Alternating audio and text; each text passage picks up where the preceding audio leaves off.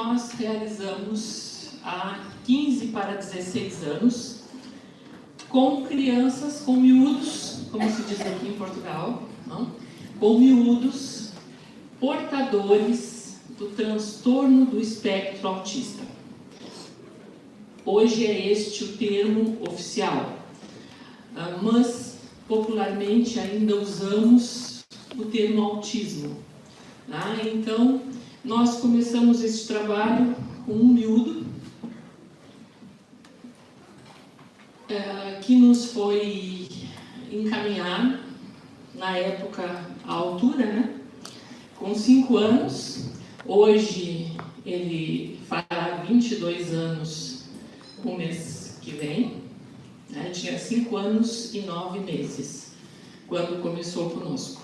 Agora fará 22, né? 22, estou certa. Bem, este miúdo nos foi encaminhado porque era tratado em uma instituição espírita da nossa cidade para um problema espiritual. Era tido como uma criança com um problema obsessivo. No entanto, o tratamento feito nessa instituição não dava resultados. E relataram para nós um comportamento, assim, muito complicado, muito triste. E levaram-no para o nosso trabalho, levaram-no adormecido, porque antes ele era contido, literalmente contido à força pelos pais, para participar dos eventos na outra instituição. E quando me foi relatado isso, eu disse, não quero ver isso dentro da nossa instituição. Vocês estão liberados de assistirem à exposição pública, estão liberados de assistirem à palestra. Vocês chegam e nós iremos atendê-los de imediato. Vocês não precisarão sentir-se constrangidos por isso. Tá? E assim foi feito. Mas, no entanto, levaram o menino adormecido por medicamentos. Bem, ao fazer o tato magnético, não senti nada, absolutamente nada.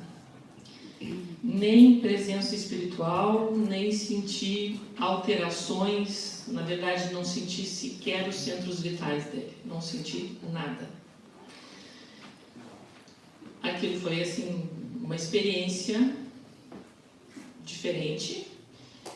Como a natureza do caso que tinha sido relatada era muito triste e muito preocupante por se tratar de uma criança, de um miúdo tão jovem, tá? Eu havia pedido que a Helena, que é a nossa amiga e fundadora do nosso grupo também conosco, né, principalmente do grupo de magnetismo, iniciamos o nosso grupo com 4 magnetizadores, hoje nós somos quase 50, né, trabalhando todos na mesma instituição. E a Helena foi assim, daquele primeiro núcleo de 4, está até hoje, graças a Deus, nos núcleos para quando já somos quase 50 nesse trabalho. E eu pedi a Helena que também fizesse o tato nele, para nós conferirmos as nossas percepções sobre aquela situação. E a Helena só me fez, porque eu olhei para ela, a gente já sabe quando a gente desenvolve uma grande interação com as pessoas e a gente se comunica pelo olhar. Pois eu e a Helena, no trabalho com magnetismo, a gente se comunica com o olhar. E eu fiz assim para ela, e ela, quando fez o tato, me olhou e fez assim também, que nada. Fizemos um atendimento, disse aos pais, olha, nós vamos, pelo que foi relatado, em função de que vocês já vêm de um tratamento em outra instituição, levaremos para a reunião mediúnica e faremos a invocação para vermos se há ou se não há um problema espiritual, enfim, o que é possível. Feito isso, na reunião mediúnica não temos nenhuma manifestação de nenhum espírito obsessor, mas temos a manifestação de um dos mentores da nossa instituição, o espírito Georges, que foi médico e magnetizador na sua última existência, ocorrida no século XIX, aqui na Europa. É só o que sabemos a respeito dele. E nessa comunicação ele nos diz o seguinte: esta criança não tem nenhum problema de ordem espiritual externa obsessiva, ele tem sim um problema próprio. Prontifico-me a tratá-lo, desde que haja um compromisso do grupo, meu como médium, e da família em trazê-lo para esse atendimento 2 vezes por semana. Nós respondemos: olha, da nossa parte, está aceito. O grupo mediúnico, que também foi questionado por ser o grupo que é ligado da casa, também disse ok. Digo, vamos levar isso porque, como eu falei ontem, sempre que nós pegamos uma situação que é extremamente delicada, nós pedimos que essa pessoa mantenha contato próximo com o grupo. Foi o caso, então nós havíamos feito esse atendimento numa quinta-feira à noite. Na sexta-feira, no sábado, nós pedimos que eles retornassem. Tá? No sábado eles retornaram e nós passamos a informação, que era essa comunicação em que o Espírito nos disse: ele não tem nenhum problema obsessivo. E aliás, eu não relatei, ele disse: ele não tem nenhum problema obsessivo, ele tem um problema próprio e ele é autista. O diagnóstico dele foi dado pelo Georges, né? Segundo os pais, ele não tinha, à época, né, o diagnóstico médico para o autismo, que inclusive há 15 anos, quase 16 anos passados, era um diagnóstico muito difícil mesmo. Não havia, a essa época, literatura, havia pouca literatura, havia pouco estudo, havia pouca divulgação. Então nós começamos esse trabalho e tudo que eu vou apresentar para vocês, eu aprendi com o Jorge. Foi o trabalho mediúnico e magnético mais diferente que eu fiz até hoje.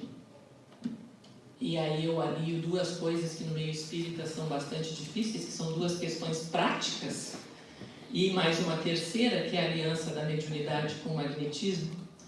Tá? E tudo isso foi aliado neste trabalho em prol deste menino. E muitas vezes eu me perguntei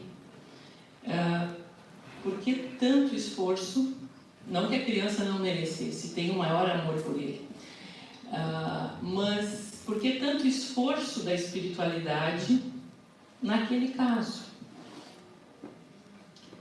Hoje eu olho para isso e fico pensando: meu Deus, os espíritos e a espiritualidade superior realmente eles atuam muito antes. Porque hoje, gente, a resposta é a seguinte: há 5 anos, abril é o mês mundial da conscientização sobre autismo, ou sobre TEA, sobre o transtorno do espectro autista.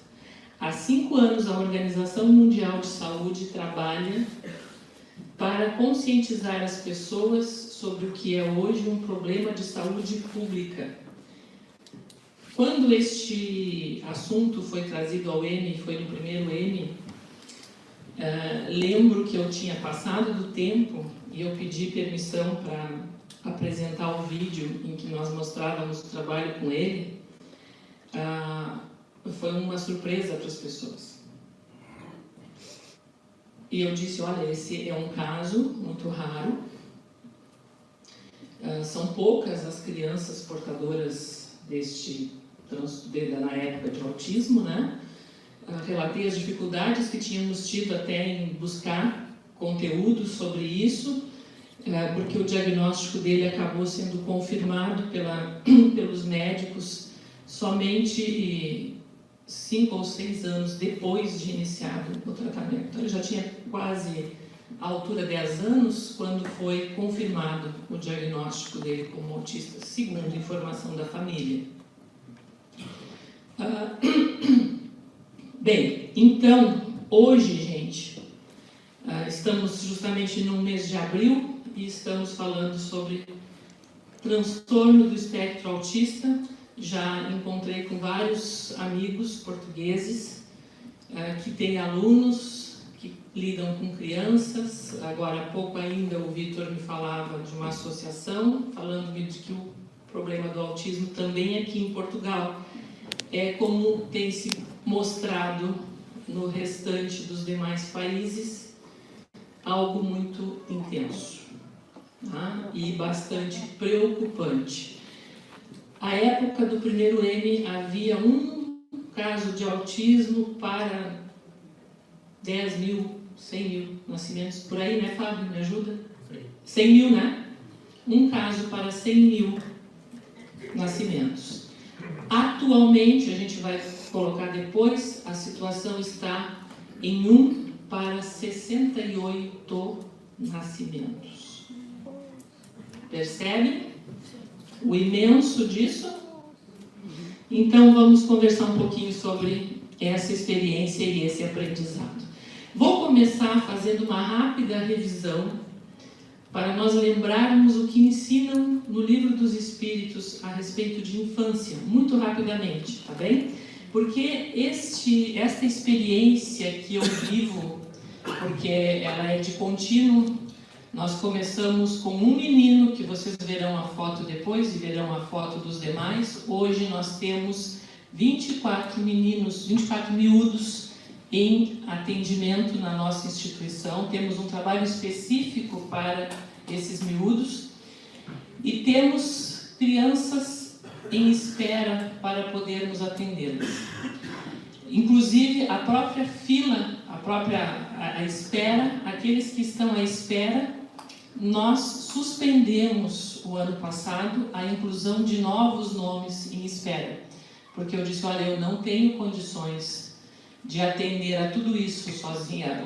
E quando eu falo eu, por favor, entendam o grupo que nesse momento eu represento.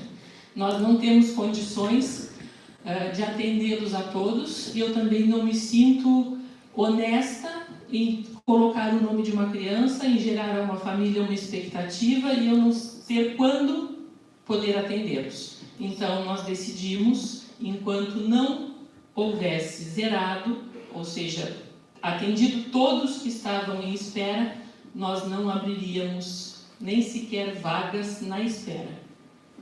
Então peço encarecidamente que aqueles magnetizadores aqui em Portugal e dos brasileiros aqui presentes envolvam-se com isso. Tá bem? Então, reencarnação e infância. A gente sempre tem muito essa lembrança, né? A imagem da criança nos internece. No entanto, ela é cheia de interrogações. E a gente não pensa nas interrogações que esse estado representa. E é isso que eu quero conversar.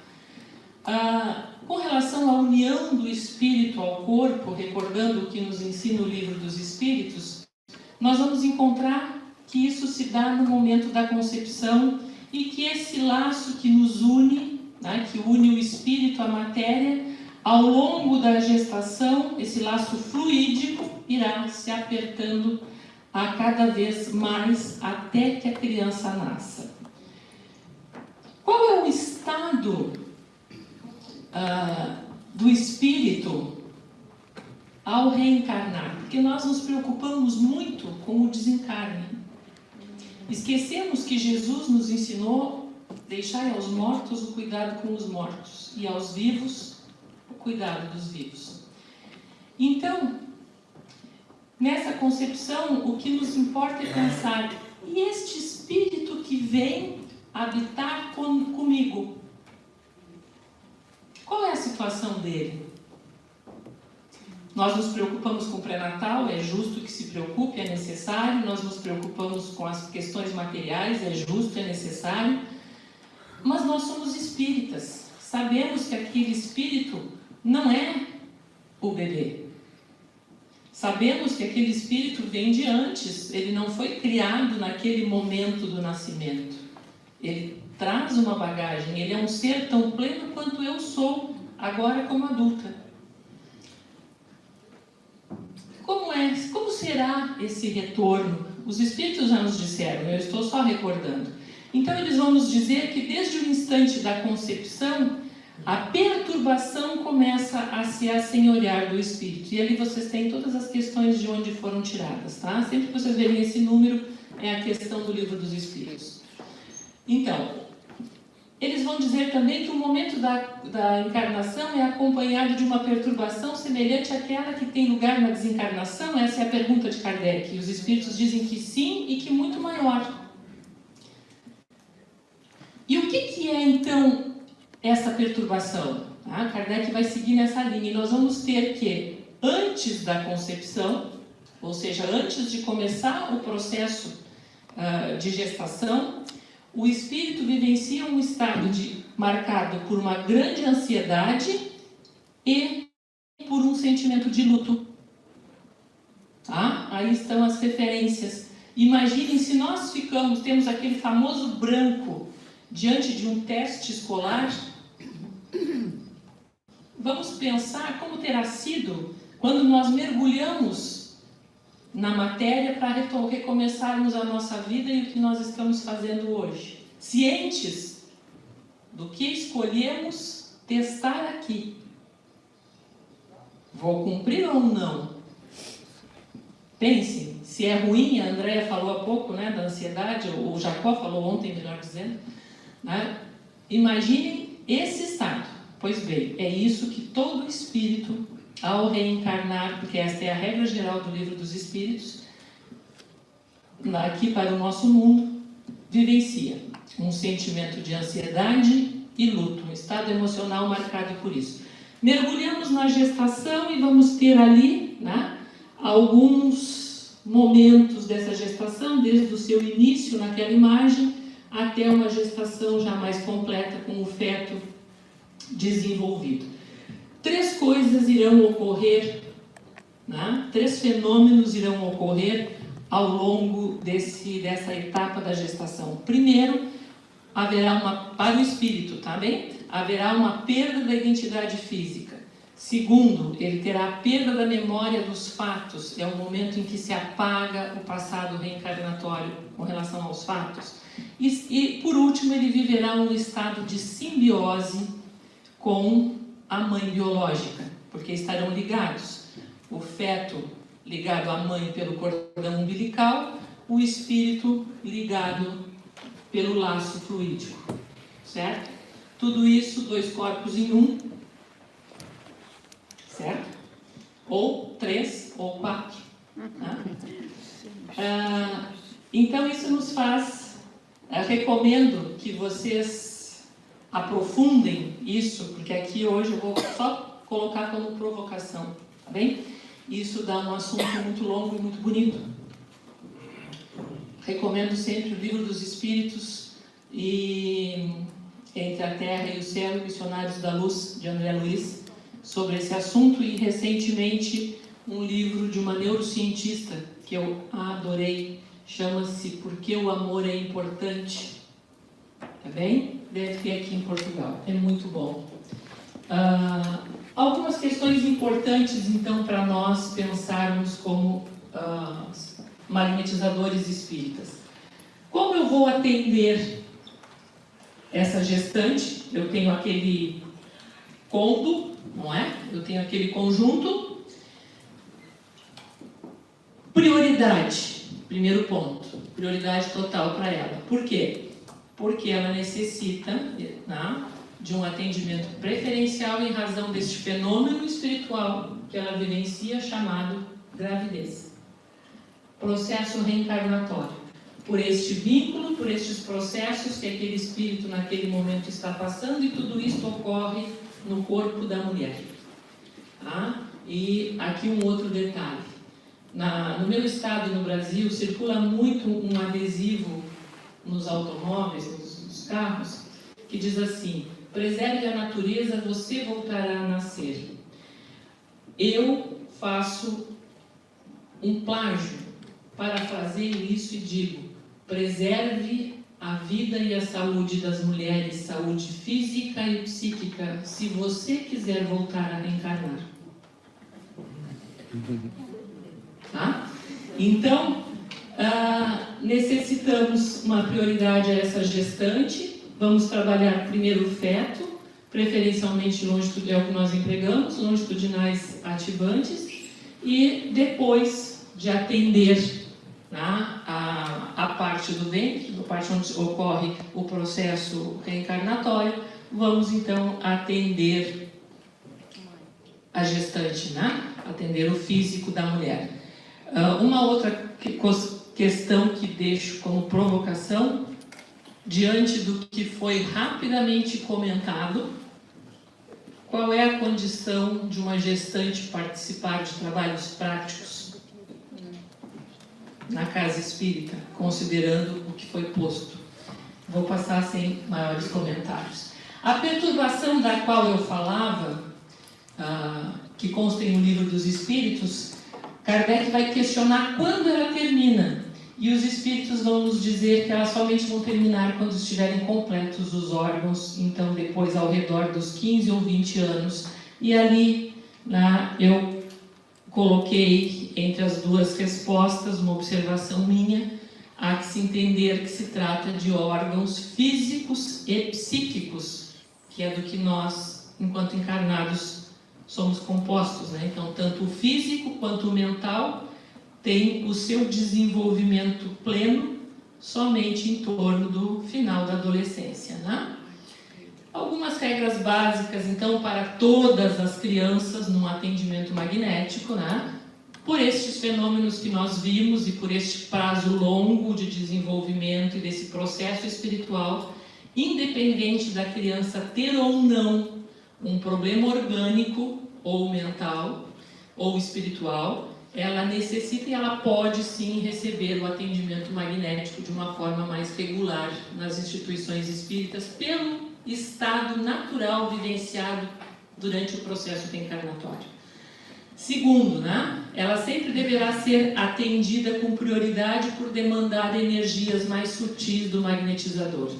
E se possuir alguma enfermidade física, mental ou espiritual, ela deverá sim ser tratada da mesma maneira que eu trato um adulto, mantendo-se a prioridade total e o cuidado com os tempos e a intensidade dos tratamentos que vamos fazer.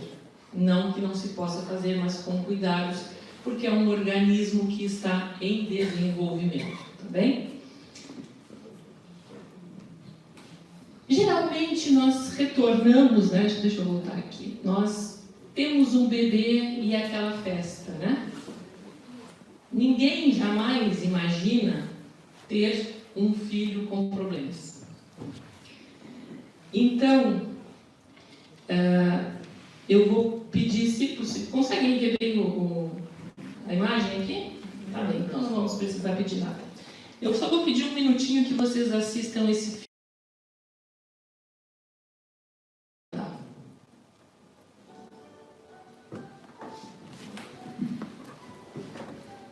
Prestem atenção, na mensagem que essas aves nos passam, tá certo? E pensem naquilo que eu falei.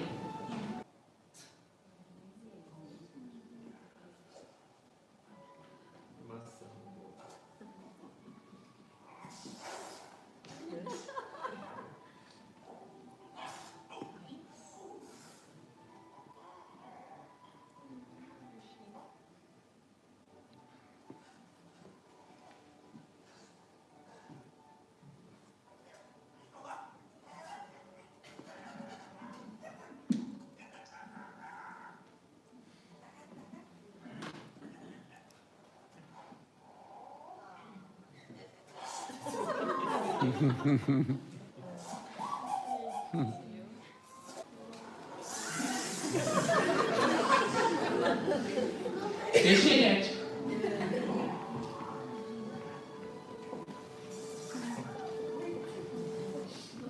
Tem, estes filhos mais difíceis, ele também tem essas criações que para a cegonha não são tão fáceis de trazer à vida.